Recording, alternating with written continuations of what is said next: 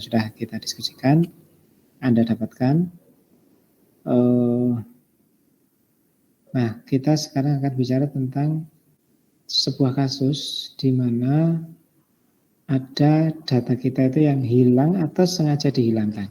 Ya, data kita itu hilang atau sengaja dihilang. Hilang itu bukan berarti itu datanya hilang itu enggak, maksudnya ya objeknya itu yang enggak bisa diamati gitu ya. Nah, data hilang itu bisa disebabkan oleh macam-macam. Misalnya karena materi percobaannya mati. Ada percobaan tanaman jagung misalnya, sudah tetapkan tanamannya sekian-sekian, ada tanaman yang mati. Kan otomatis, dan matinya bukan karena perlakuan ya. Kalau matinya perlakuan kan nanti sebagai variabel pengamatan itu kematian itu. Mati yang seharusnya tidak mati gitu. Karena dimakan ulat kah atau dimakan kambing gitu ya. Sehingga data itu nggak bisa kita dapatkan. Bahkan kalaupun tidak mati sekalipun, ada data itu yang hilang. Misalnya tanaman jagung, dimakan kambing, tingginya tinggal setengahnya. Tentu saja kan Anda, kalau misalnya ada variabel Anda itu tinggi tanaman, tentu saja kan Anda tidak bisa memaksakan taruhlah tingginya itu tinggal 50 cm gitu ya. Ya sudah, Anda masukkan yang 50 cm itu sebagai hasil pengamatan. Kan nggak mungkin. Karena Anda tahu bahwa data itu bukan data sesungguhnya kan gitu kan. Sehingga data seperti itu tetap dianggap data yang hilang. Kemudian alatnya rusak, bla bla bla, sehingga data itu tidak bisa diperoleh. Atau data itu kita peroleh sebenarnya, tetapi setelah kita cek, kita periksa, ternyata ada data yang tidak wajar, yang kita yakin salah, ya, kita yakin salah. Nah, itu namanya data pencilan ya. Sebagai contoh misalnya tadi saya gunakan contoh yang sama, menggunakan tanaman jagung, variabel pengamatannya tinggi tanaman, Anda dapati ada hasil pengamatan tinggi tanaman jagung 17 meter. Nah, karena 1700 sekian senti, itu kan berarti kan 17 meter. Sementara mestinya jagung itu cuma sekitar 1,7 meter gitu ya. Anda yakin data itu salah? Tetapi Anda tidak tahu yang benar. Kalau misalnya data itu jagung yang lainnya itu misalnya rata-rata 1750, 1749 dan seterusnya gitu ya. Salah. 175, 176, 169 misalnya gitu ya. Kok kemudian ada satu data yang 1751 misalnya gitu. Berarti kan 17 meter itu. Ya 17 meter, bukan 1,7 meter. Anda yakin data itu salah, tapi Anda nggak tahu benarnya itu yang mana gitu. Bentar ya. Misalnya 1751. Rata-rata yang lainnya itu 1,7. Sebentar. Kok 1751?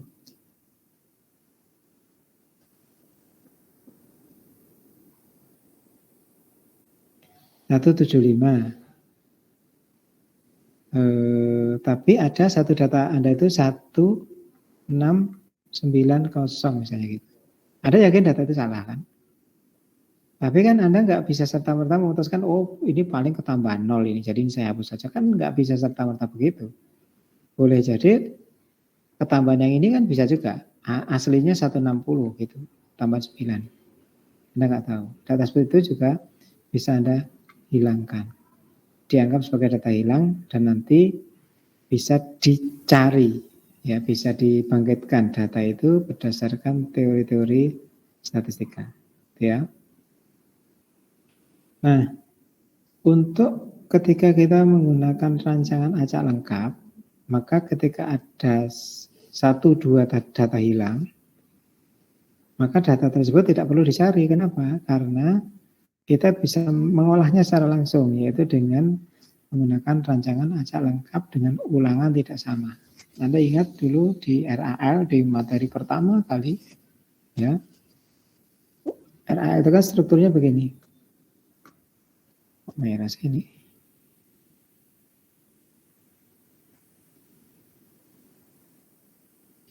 Struktur datanya kan begini ya. Ini perlakuan, ini misalnya ulangan 1, 2, 3. Ulangan A, B, C misalnya. Dapat 4 lah. Ini ada data.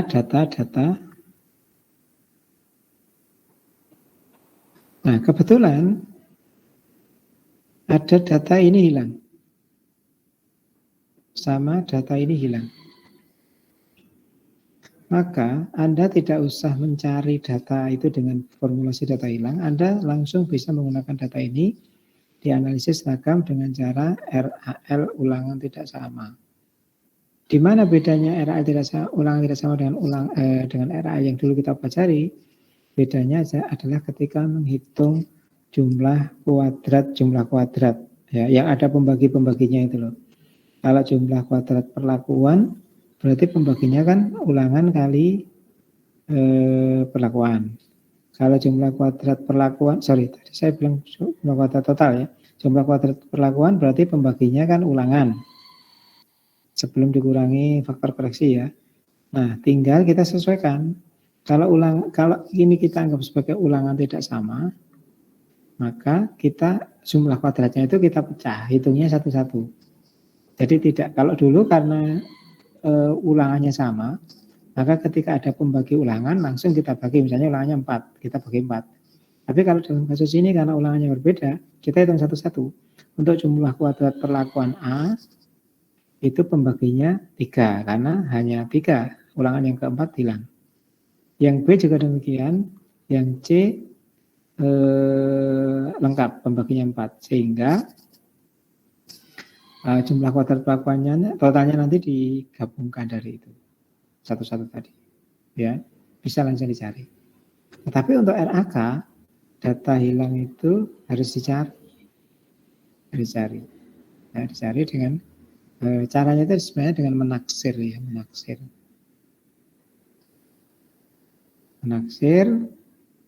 kira-kira data ini berapa secara statistik gitu ya, dikira-kira. Bukan dikarang ya, tapi diperhitungkan. Sekali lagi bukan dikarang tapi diperhitungkan. Artinya secara statistik itu bisa dipertanggungjawabkan. Oke. Gimana caranya? Nah, Anda sudah belajar juga ya, kalau ada jadi nanti saya sampaikan dengan agak cepat saja. Tenggorokan saya sudah nggak kuat ini. Tadi habis ngisi pelatihan kultur jaringan. Kalau ada satu nilai pengamatan yang hilang, ini kalau data seperti itu, kira-kira ini rancangan apa ini yang digunakan? Ada yang masih ingat nggak? Kalau struktur datanya seperti itu. RAK ya, ada kelompoknya dijumlahkan soalnya. Yang hilang adalah ini, maka inilah nanti yang akan kita cari. Gimana caranya? Ini rumusnya. Y caping, ya istilahnya apa itu? Kalau di itu sih cap soalnya. Kita istilahkan caping gitu ya. Y caping IJ artinya ada data yang hilang. Untuk menduga, caping itu simbol dari nilai dugaannya. Ini simbol yang enggak sembarangan, maksudnya itu sudah disepakati. Kalau bar itu kan rata-rata gitu ya. Kalau caping itu adalah nilai dugaan maksudnya. Nilai dugaan untuk hasil pengamatan ke I dan C, I perlakuan ke I dan ulangan ke C. Kalau ini berarti IJ-nya berapa ini? Ya, ada yang tahu nggak? IJ-nya berapa? Masa nggak ada yang bisa jawab? Ada tulisannya di situ. 13. Kok 13? 3, Pak. 3. Bukan. Loh, ya benar ini, tapi bukan 13 ini. IJ. Masa bilangnya 13 sih?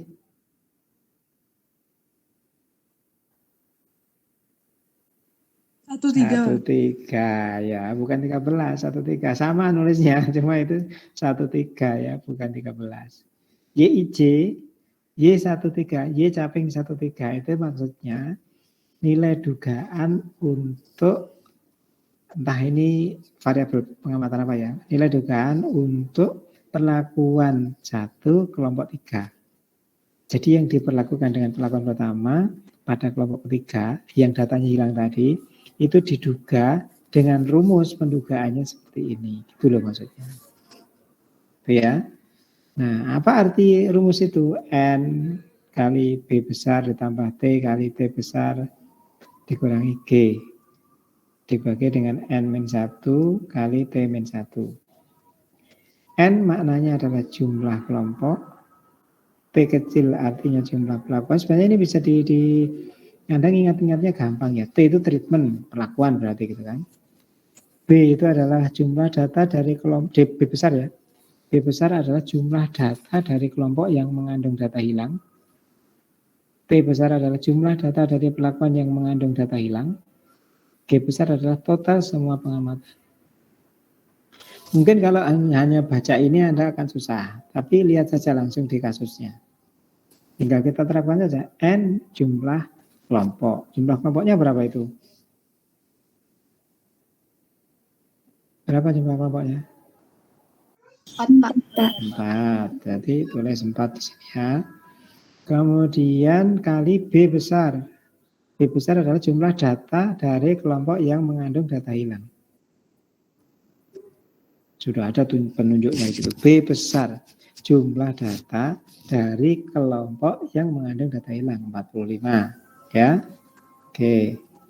Ditambah T kecil. T kecil itu jumlah pelakuannya juga 4. 1 2 3 4 dikalikan T besar. Dikalikan T besar.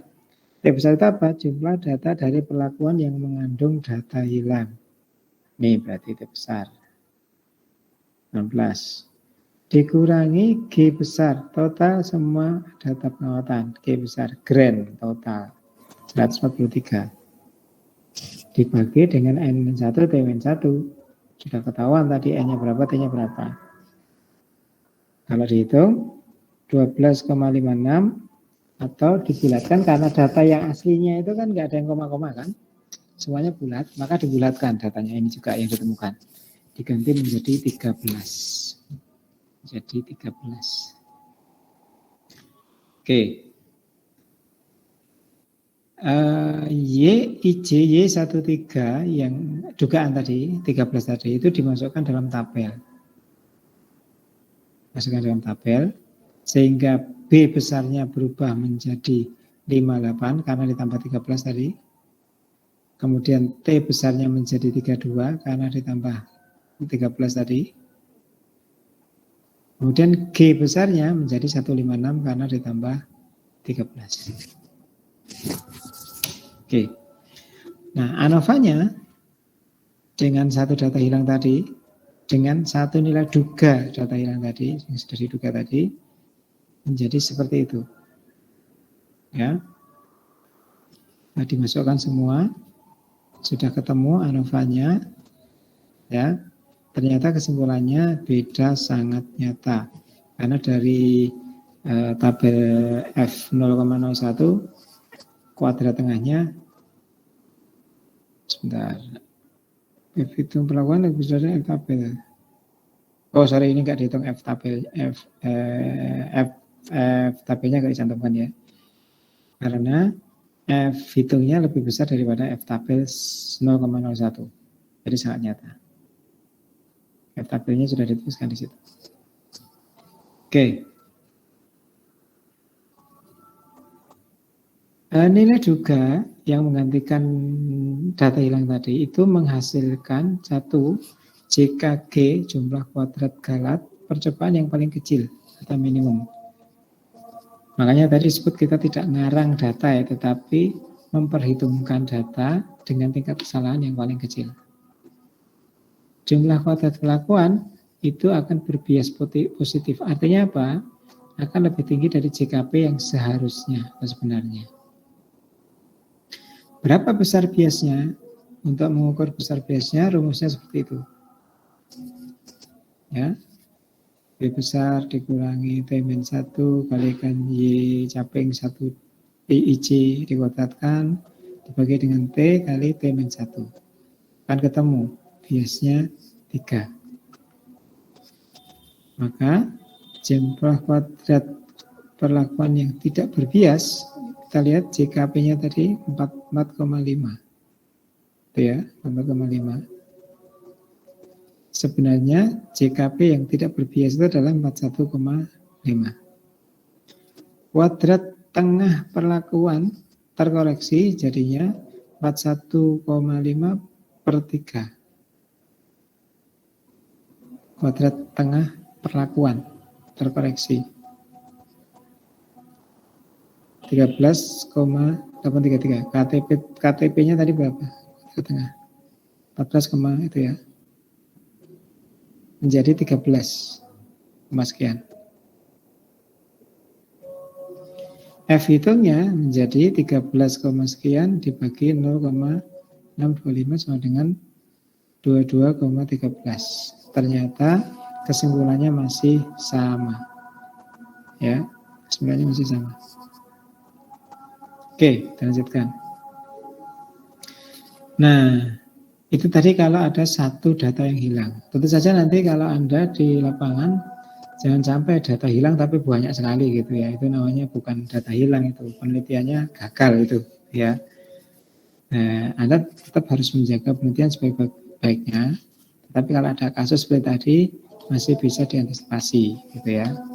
Kalau data hilangnya itu banyak sekali berarti ya itu penelitiannya ya harus diulang.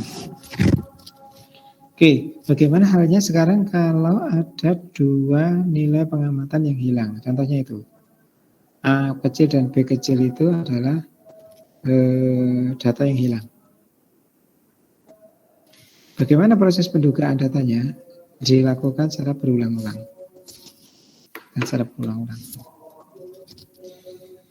Pertama yang dilakukan yaitu kita menduga A kecil dulu, data hilang yang A tadi.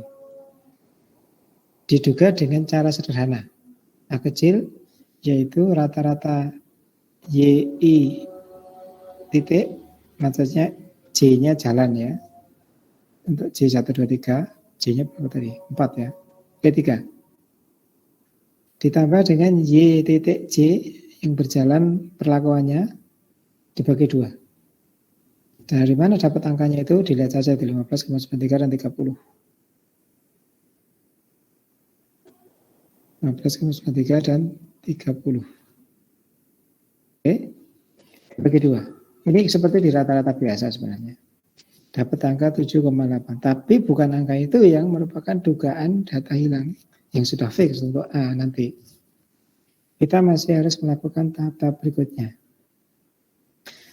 Angka 7,8 tadi itu dimasukkan ke dalam data seolah-olah hanya ada satu data yang hilang, yaitu B kecil. Jadi 7,8-nya itu dimasukkan ke A itu, masukkan, sehingga seolah-olah yang hilang itu cuma B. Bagaimana cara menduga B? Ya, dihitung dengan cara seperti tadi, rumus tadi.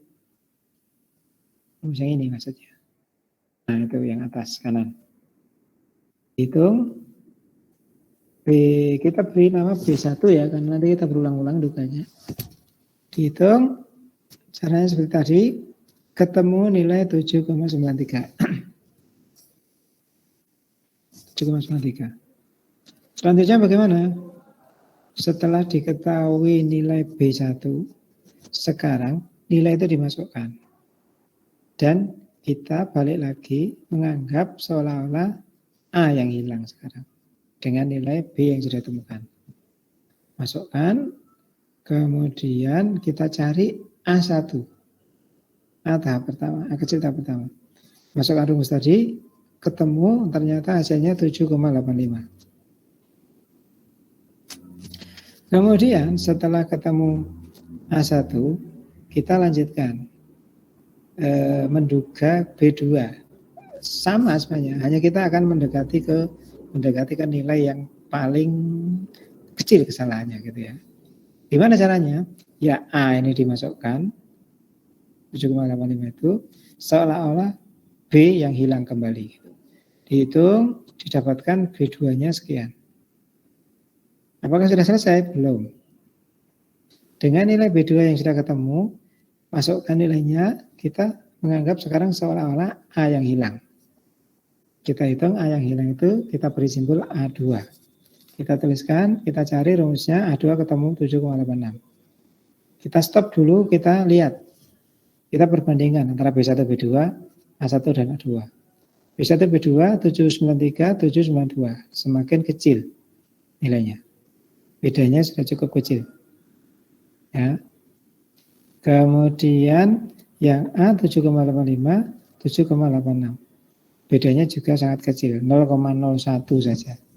Ya. Sehingga ini nanti kalau kita teruskan masih bisa lagi.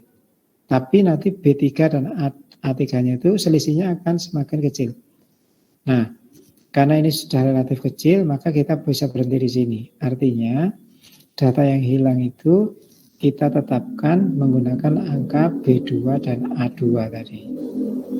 B2 dan A2 tadi. Sudah itu dimasukkan ke dalam data untuk dihitung ANOVA-nya. Ya, ini bagaimana ANOVA-nya dihitung.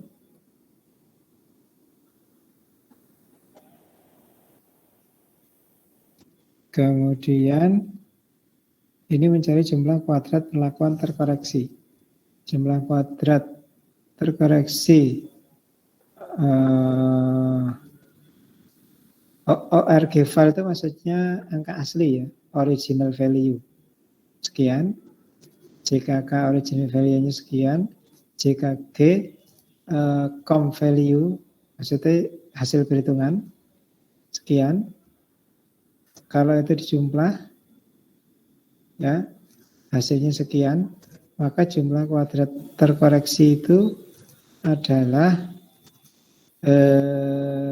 itu, maksudnya yang 0,39 itu jumlah dari 0,097 ditambah 0,29 itu ya. Kemudian yang 0,7756 itu adalah dari jumlah kuadrat total dikurangi jumlah kuadrat JKK dan JKG. Ketemunya JKP terkoreksi sebesar 0,7756.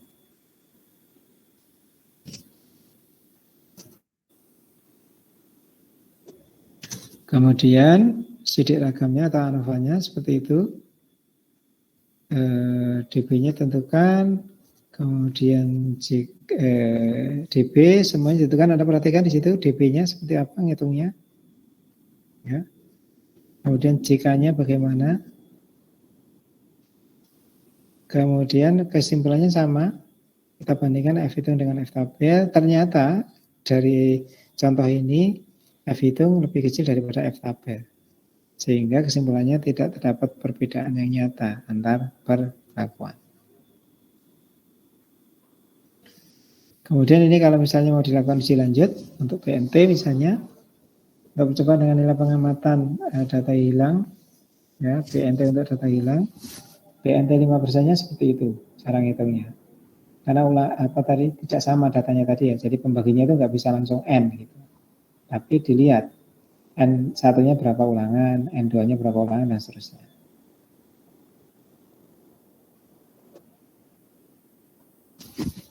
Oke.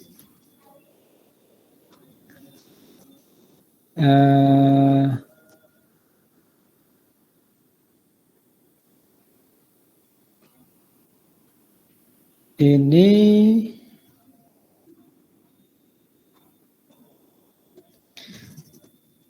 dipergunakan ulangan efektif ya, dengan ketentuan misalnya yang diperbandingkan perlakuan A dan B. Ini masih membicarakan BNT ya. Ketika kita BNT itu kan perbandingan berpasangan. Misalnya kita membandingkan A dan B, maka dalam satu ulangan perlakuan A dan B keduanya ada, tidak ada missing. Maka ulangan tersebut dinilai 1 untuk A maupun B. Jika dalam satu ulangan perlakuan B datanya ada, datum itu data yang tunggal ya, datum. Sedang untuk perlakuan A datumnya hilang atau missing, maka ulangan tersebut diberi nilai 0. Scoring ini ya. Untuk perlakuan A.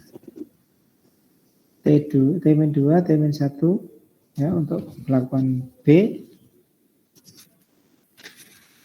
Maka kalau di scoring perlakuan A, perlakuan B begitu itu. Ya, scoringnya perlakuan A pada ulangan 1 0 karena ada data yang hilang. Ini masih pakai data yang tadi nggak ya? Nah, iya, karena kan ada yang hilang tadi. Ini loh. Nah. Kemudian perlakuan A ulangan 2 1 karena tidak ada data yang hilang dan seterusnya. Untuk perlakuan B ulangan 1 B ulangan 1 kita lihat.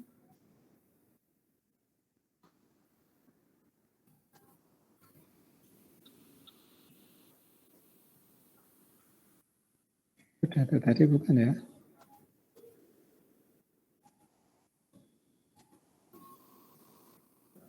Bentar.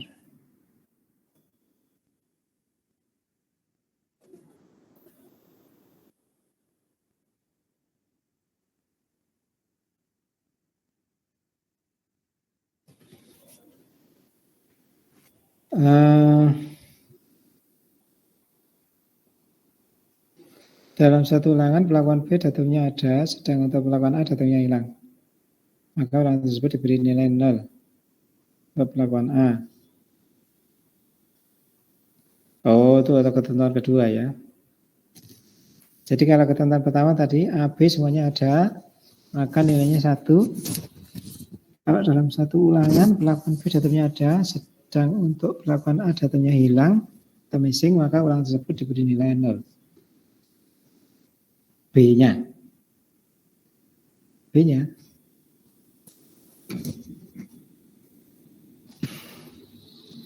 B0 untuk perlakuan A. Untuk perlakuan B-nya, oh ini yang itu ya maksudnya. Untuk perlakuan B-nya, T-2 dibagi T-1.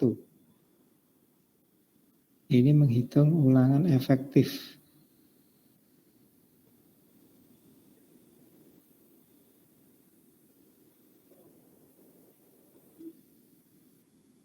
A pada ulangan 1 ada missing, nilainya 0.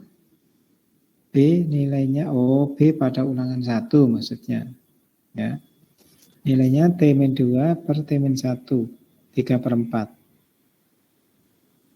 Sehingga ulangan efektifnya itu dijumlahkan ya. 2 dan 2 3/4. Ulangan efektif.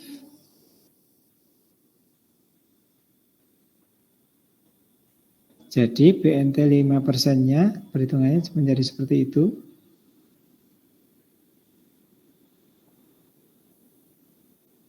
Itu kalau untuk membandingkan A dan B.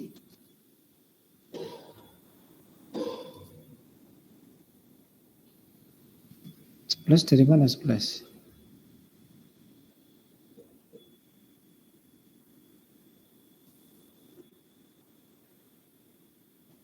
Dua dan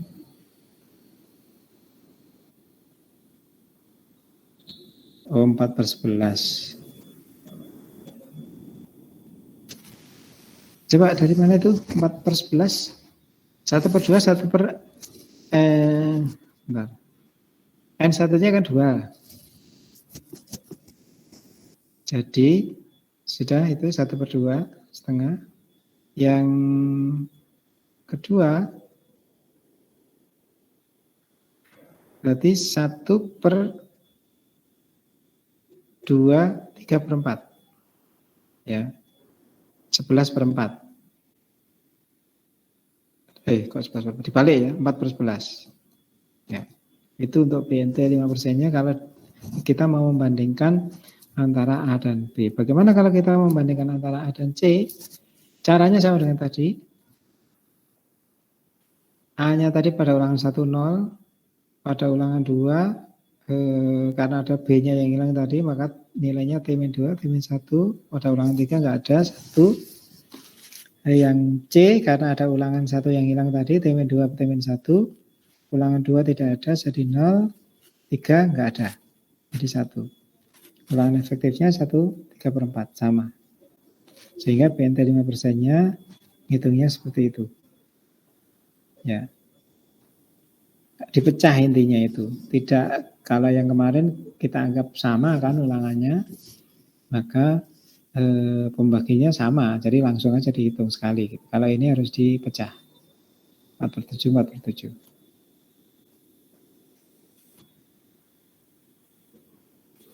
Sudah, begitu saja. Ya. Ini bisa Anda gunakan untuk latihan percobaan dengan satu datum hilang. Yang betul itu sebenarnya datum ya, kalau data itu cuma satu datum hilang. Ini contoh untuk percobaan yang memiliki dua data hilang. Kalau dua data hilang. Baik, begitu. Saya nggak tahu, sepertinya ada juga kelas-kelas lain yang materi ini tidak disampaikan gitu ya. Tapi maksud saya menyampaikan ini agar Anda tahu bahwa ketika ada data yang hilang, itu masih bisa diupayakan data itu dibangkitkan kembali. Ya, secara ilmiah itu diperbolehkan gitu ya. Jangan sampai kalau Anda nggak tahu, kecenderungannya pasti akan ngarang data gitu ya, ngarang data. Ini kira-kira berapa ya pantasnya gitu, diisi gitu. Dan itu tidak boleh. Jadi lebih baik Anda menggunakan cara yang seperti tadi, itu diperbolehkan. Meskipun ya ini bocoran ya. Kan kalau ilmuwan itu kan yang penting kejujurannya kan, kejujurannya. Meskipun saya yakin kalau Anda punya data, ada penelitian ya, nanti ada penelitian, datanya hilang, terus kemudian Anda masukkan data, ya, itu kemungkinan besarnya dosanya juga nggak akan tahu. Apakah data itu karangan Anda sendiri, atau asli, atau hasil dari Anda menggunakan formulasi missing data tadi. Tapi sekali lagi yang diperlukan adalah kejujuran, gitu ya. Nah, wong ada cara yang legal kok, kenapa kita menggunakan cara yang ilegal gitu ya. Karena itu bisa digunakan dan boleh digunakan. Baik, begitu. Barangkali ada yang mau didiskusikan.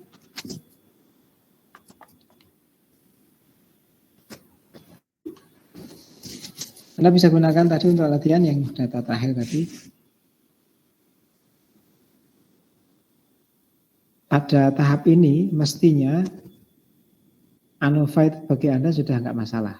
Ya, ANOVA-nya sudah nggak masalah, mestinya. Nah, yang ini tadi kan contohnya sederhana ya. Jadi kembali lagi ke penelitian yang menggunakan satu faktor. Nah, saya yakin pasti juga ada sebenarnya software yang ketika ada data hilang langsung dicarikan sama dia gitu. Tapi setidaknya Anda tahu bahwa ada metodenya sebenarnya untuk mencari data hilang. Ada pertanyaan? Atau bingung semua? Wah.